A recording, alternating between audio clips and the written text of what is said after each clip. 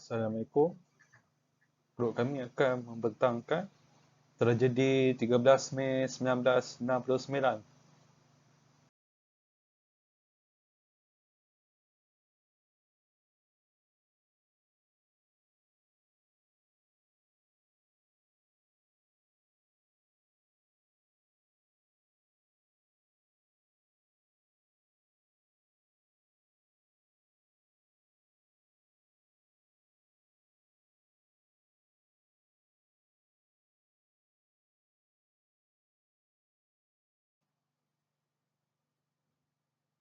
Untuk pengenalan untuk peristiwa ini.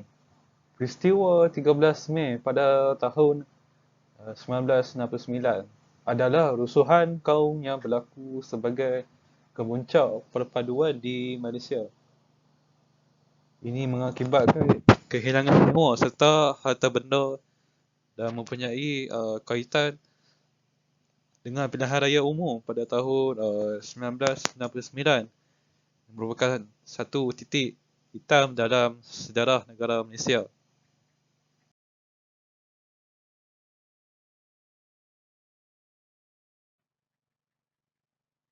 Seperti mana dalam kronologi peristiwa 13 Mei 1969, yang pertama iaitu keputusan PRU 10 Mei pada tahun 1969 menunjukkan kemerosotan undi parti Perikatan hanya menang 66 kerusi dari 89 kerusi, hilang 2/3 majoriti. Parti pembangkang iaitu Gerakan DAP dan PPP menang 25 kerusi. Dan yang lain pula iaitu PAS menang pula 12 kerusi. Kronologi yang kedua iaitu rentetan kemenangan itu Dr. Tan Chee Kon meminta kebenaran polis untuk mengadakan perarakan kemenangan oleh ahli parti gerakan dan DAP. Perarakan tersebut menyebabkan kesesakan jalan raya di sekitar Kuala Lumpur. Diarak dari Jalan Campbell dan Jalan Hall menuju ke Kampung Baru. Untuk kronologi ketiga, kaum Cina yang menang berarak dengan mengikat penyapu besar pada kenderaan mereka sebagai lambang kemenangan, iaitu menyapu bersih kerusi sambil melaungkan slogan yang menghina orang Melayu. Di Jinjang Kepung, iaitu kematian seorang warga tua berbangsa Cina. Dia mempunyai sakit tua, diarak sepanjang jalan dengan kebenaran polis telah bertukar menjadi perarakan kemenangan dengan menghina orang Melayu. Untuk kronologi yang keempat, orang Melayu berkumpul di rumah Menteri Besar Selangor, iaitu pada itu Datuk Harun Idris. Datuk Harun Idris di Jalan Raja Muda Abdul Aziz di Kampung Baru dan telah mengadakan perarakan balas pada 13 Mei iaitu 1969 pada jam 3 petang. Pembunuhan orang Melayu di Setapak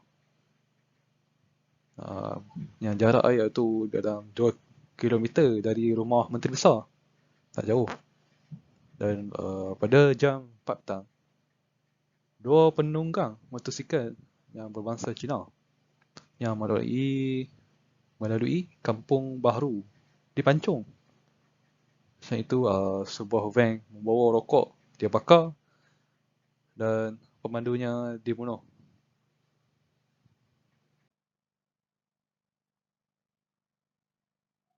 Dan untuk pelbagai faktor tercetusnya isu perkauman iaitu 13 Mei 1969.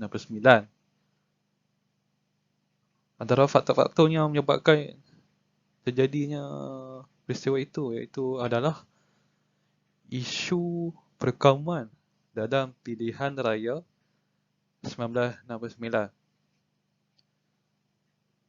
Isu-isu perkauman yang menyentuh emosi dan sentimen menjadi tema utama sepanjang kempen pilihan raya yang telah menaikkan semangat kaum-kaum di Malaysia.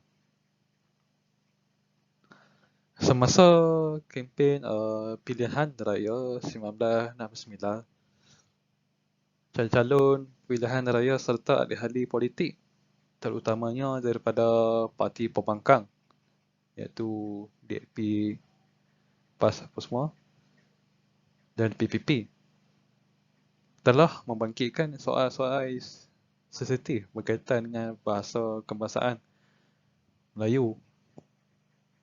Yang membangkitkan ini banyaknya pada parti DAP dan PPP, tapi kebanyakannya DAP berkaitan dengan bahasa kebangsaan dan kedudukan istimewa orang Melayu sebagai bumi putera dan hak kerakyatan orang bukan Melayu. Hal ini telah menimbulkan perasaan perkauman dan syak wasangka. Parti perikatan yang dianggotai oleh UMNO, MCA, MIC telah mengalami kekalahan yang teruk dalam pilihan raya 1969. Jumlah kerusi yang dimenanginya dalam Dewan Rakyat Parlimen telah menurun daripada 89 kerusi pada tahun 1969. 1964 kepada 66 kerusi pada tahun 1969. Pada perikatan telah kehilangan majoriti 2/3 dalam Dewan Rakyat.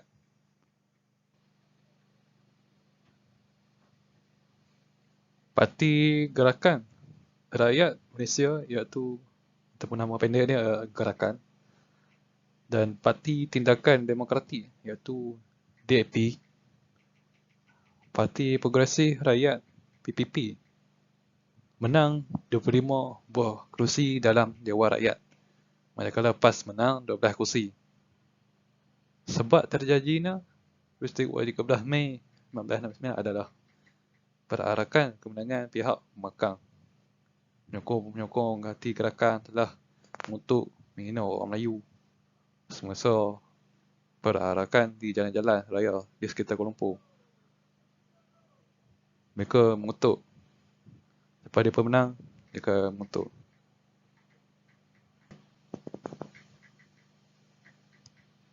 Selain itu, faktor kedua pula, bahasa Melayu sebagai bahasa rasmi negara.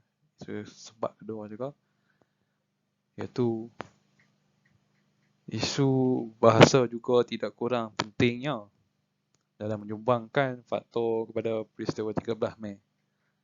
Berikutan pengisytiharan kemerdekaan Tanah Melayu 1957, sebuah perlembagaan persekutuan telah dibentuk yang di antara lainnya menyatakan dengan jelas tentang kedudukan bahasa Melayu dan bahasa Inggeris adalah sebagai bahasa rasmi negara ini. Selepas 10 Inggeris tahun merdeka, kerajaan akan mengkaji semula tentang kedudukan bahasa Inggeris dengan tujuan untuk menggugurkannya daripada status bahasa rasmi. Sebab masa itu telah menjadi negara bebas, tidak ada cengkaman British lagi dah. Dan hanya bahasa Melayu sahaja yang diiktiraf sebagai bahasa rasmi. Untuk mencapai tujuan itu, pada 31 Ogos 1967, kerajaan telah mengadakan pelbagai kegiatan bagi tujuan memperluaskan penggunaan bahasa Melayu. Antara kempen yang dijalankan ialah Hari Bahasa Kebangsaan, Minggu Bahasa Kebangsaan dan Bulan Bahasa Kebangsaan. Pelaksanaan penggunaan bahasa kebangsaan telah dipelopori oleh Dewan Bahasa dan Pustaka dengan pimpinan Syekh Nasir bin Ismail. Terima kasih. Itu sahaja. Kesimpulannya, rakyat Malaysia atau pengundi, janganlah kita memain isu perkauman. Pertama sekali, semasa PRU dijalankan ataupun musim-musim PRU, selalunya banyak ahli-ahli politik memainkan isu-isu perkauman untuk meraih undian. Jadi kita sebagai rakyat Malaysia janganlah tertipu atau terikut dengan propaganda dari ahli-ahli politik.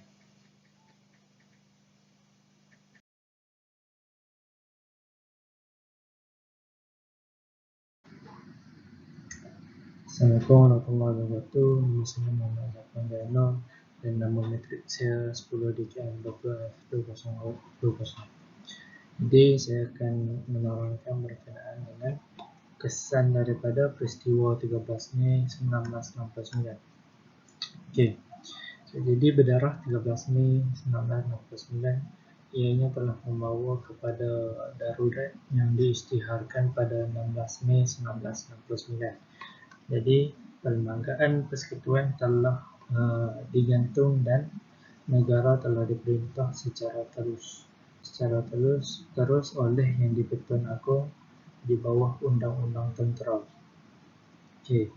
Peristiwa ini berlaku apabila berlakunya provokasi perkauman setelah berlangsungnya pilihan raya umum Malaysia 1969. Kita tengok pula kepada penubuhan Majlis Gerakan Negara iaitu Mageran. Mageran merupakan badan pentadbir negara Malaysia pada zaman darurat berikutan peristiwa 13 Mei. Selepas sistem kerajaan berparlimen di Malaysia digantung, Mageran telah diberi kuasa untuk menjalankan urusan-urusan bermula daripada 16 Mei 1969 hingga 23 Februari 1971. Mageran dipengerusikan oleh Timbalan Perdana Menteri Tun Abdul Razak Hussein. Okey. Jabatan Perpaduan Negara di bawah Mageran telah diwujudkan bagi menangani isu-isu pembinaan semula perpaduan masyarakat pada masa itu. Semasa pentadbirannya, Mageran telah membentuk prinsip rukun negara yang menjadi ideologi kebangsaan Malaysia sehingga hari ini. Mageran dibubarkan pada 1971 dengan pemulihan parlimen. Kemudian kita tengok pula kepada kesan yang ketiga, iaitu Dasar Ekonomi Baru, DEB singkatannya. Okay.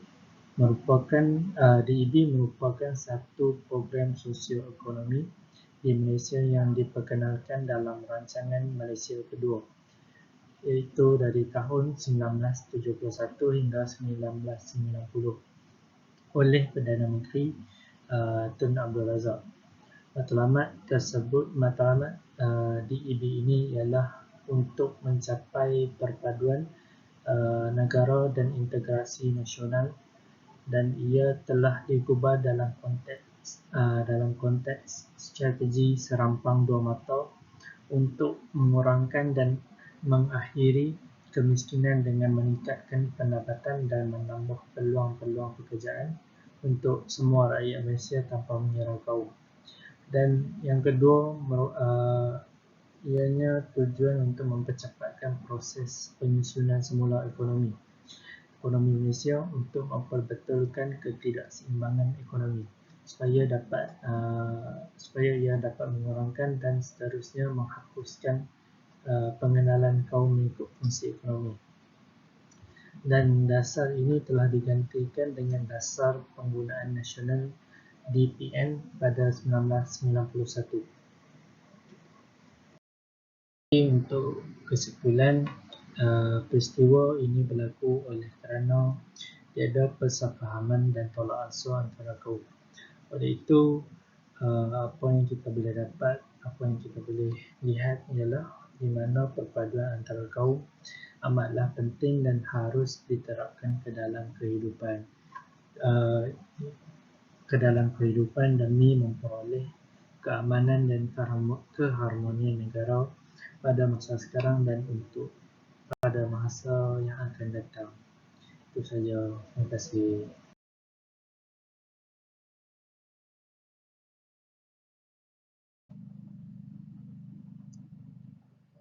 Assalamualaikum dan salam sejahtera. Saya Muhammad Haikal bin Ishaq dan nombor matrik saya adalah 10 DKM 20F 2014.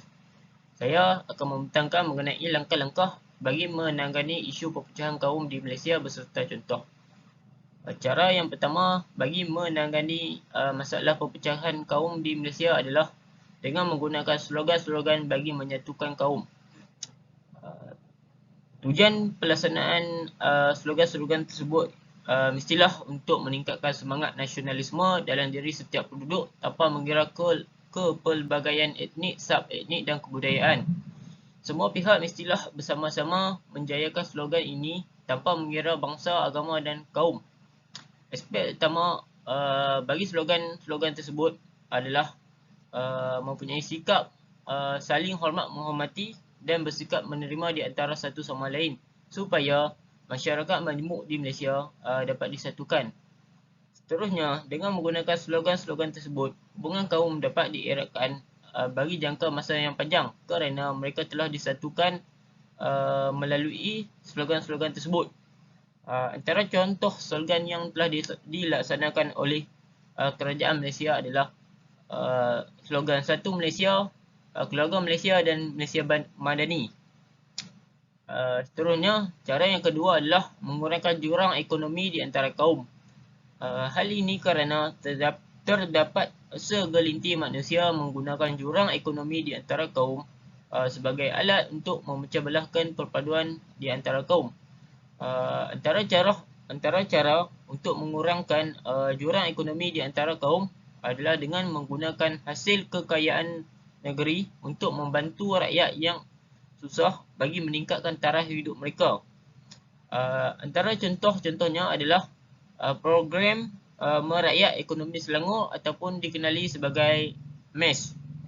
Program ini bertujuan untuk membantu rakyat Selangor dengan memberi semangat tabung warisan anak Selangor, hadiah anak masuk universiti dan skim usia emas.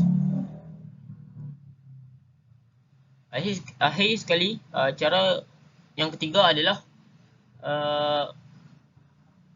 dengan mengadakan program yang melibatkan pelbagai kaum. Hal ini bertujuan untuk memupuk nilai-nilai murni dalam diri kalangan masyarakat yang berbilang kaum di Malaysia ini. Kesan daripada program ini amatlah penting bagi rakyat untuk memajukan Malaysia kerana terdapat pepatah seperti yang mengatakan bersatu kita teguh, bercerai kita roboh. Jadi rakyat Malaysia perlulah bersatu untuk meningkatkan kemajuan Malaysia.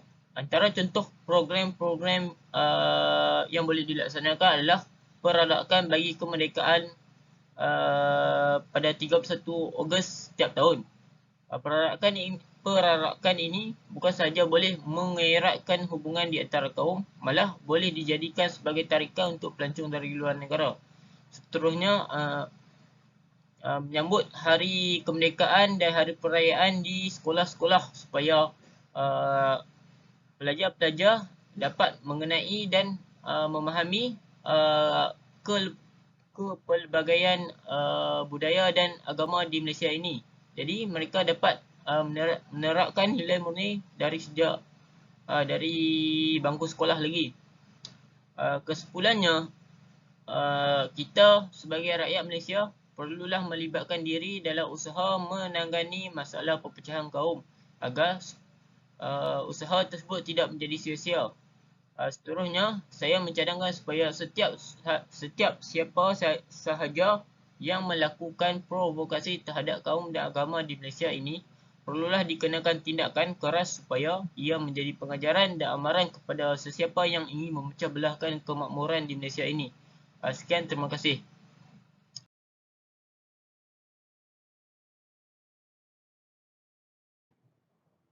Assalamualaikum, nama saya Muhammad Miraziq Zamri. Nombor metrik 10 DKM 20F 2016 akan menerangkan tentang pengajaran yang boleh diambil daripada tragedi 13 Mei 1969 di Tanah Melayu.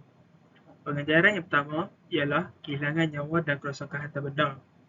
Peristiwa 13 Mei 1969 ini sebenarnya tidak menghasilkan sebarang faedah kepada berlakunya perpecahan dan perbalahan antara kaum Melayu dan kaum Cina yang mengakibatkan kerosakan harta benda yang besar, malah yang paling malang ialah nyawa terkorban. Kejadian seperti ini meninggalkan kesan dan pengajaran yang pahit serta sedih kepada saudara mara dan kaum keluarga yang terlibat. Seterusnya, keadilan ekonomi. Tragedi 13 Mei juga menunjukkan bahawa matlamat perpaduan masyarakat sukar dicapai jika masyarakat Malaysia dalam kemiskinan. Ianya menjadi lebih sukar jika majoriti kadar kemiskinan penduduk itu hanya pada satu kaum sahaja. Keadaan ekonomi dan demografi penduduk Malaysia menunjukkan bahawa majoriti penduduk Bumi Putra tinggal di luar bandar. Kebanyakan adalah berpendapatan rendah dan miskin. Kemiskinan ini akan menjadi isu di dalam masyarakat Malaysia, khususnya masyarakat Bumi Putra. Untuk mencapai keharmonian hidup adalah sukar. Oleh itu, selepas 13 Mei, satu dasar pragmatik yang diberi nama Dasar Ekonomi Baharu DEB telah dibuat oleh kerajaan. Dasar ini merupakan satu dasar jangka panjang yang mempunyai dua objektif utama, iaitu yang pertama, membasmi kemiskinan tanpa mengira kaum, dan yang kedua, menyusun semula masyarakat.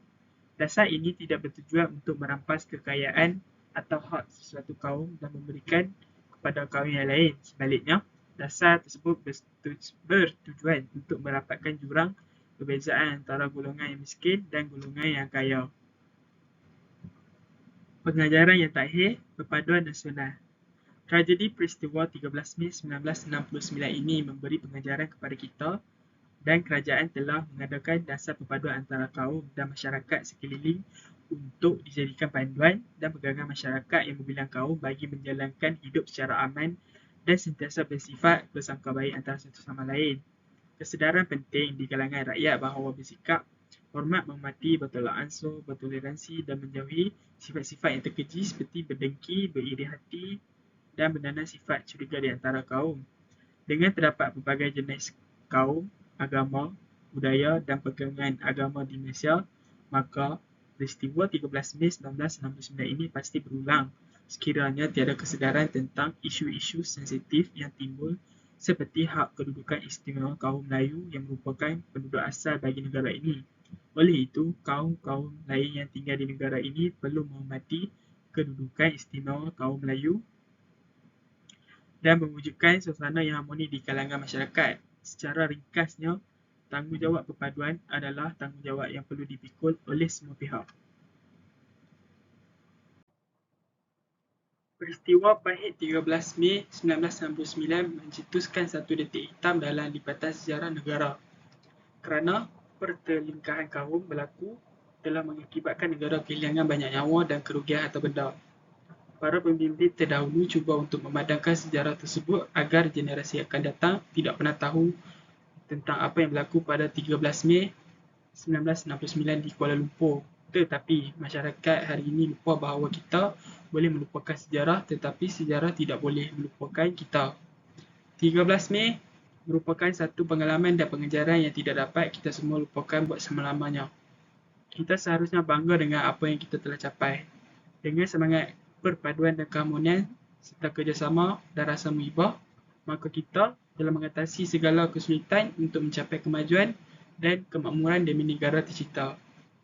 Oleh itu, amatlah mustahak bagi kita semua untuk cuba sedaya upaya hidup bersama-sama dan cuba memahami antara satu sama lain dengan semangat persefahaman, hormat menghormati agar kita terus memelihara keharmonian dan keamanan negara untuk generasi akan datang.